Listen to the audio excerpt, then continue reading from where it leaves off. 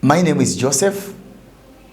I was born in western part of Kenya, and I have been in Isili interacting with Somalis for a period of more than 16 years. When I first came to Isili and I saw Somalis, because they look different, so I thought that they cannot interact with anybody. And I was a bit scared because of the language they speak. And somebody had just told me, do you know Somali eat camel? And I was like, I don't know that. I don't believe that people are supposed to eat camel meat. But when I started my work here in Isili as a teacher, teaching English and other subjects to Somali community. So for a long time, there are so many people that I've interacted with. They've been my students, been my class. And through that interaction, I've learned so much, both from girls and boys, young people. I've interacted also with the old people from Somali community. And there is one thing that I learned, that Somalis are polite. I know when I say this, some people will say or can argue that that is not true. But I want to say that I'm speaking from my personal experience. All the Somalis that I've interacted with, all the people that I've worked together with, there is one common thing that I've just noted. They have respect. And number two is that they also respect their culture. So wherever you go, you will find Somali, old and young, like everyone trying to preserve his culture, working together. I learned socialism, like people being able to help one another, even if it's not your brother or it's not your sister. But I learned this also from my students from the Somalis and how they are concerned about one another. There is that picture that is drawn outside the world that Somalis are terrorists, Somalis are pirates. Those are labelings. I want to say this to anyone that has never interacted with Somalis. You need to have time to sit down, listen to them, and learn from them. They have a lot of lessons that you can learn. They are social people. They are welcoming. I'm not bragging, but I want to say this just from down my heart, that I've interacted with so many communities in Isili, but Somali is different.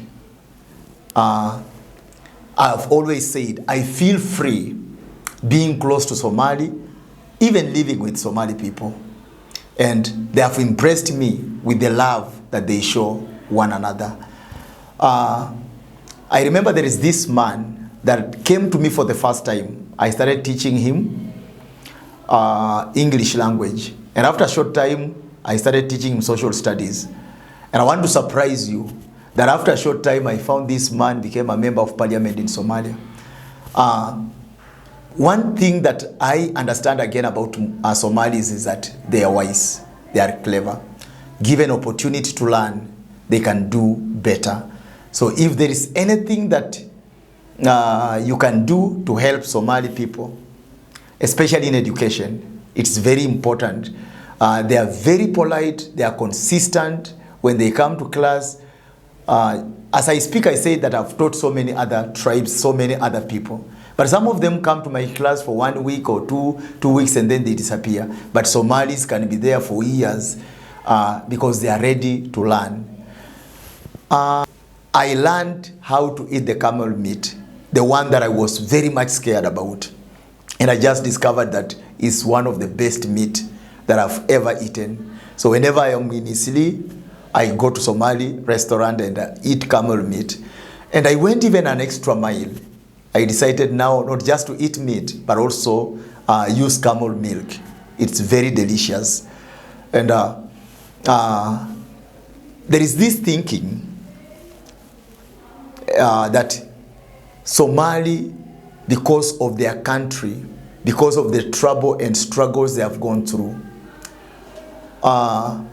some people think that they cannot have peace. But I want to say this, that as Somalis are moving all over this world, in different countries, there are so many friends of mine that have passed through Isili. They are in Germany, others are in Canada, others in Australia.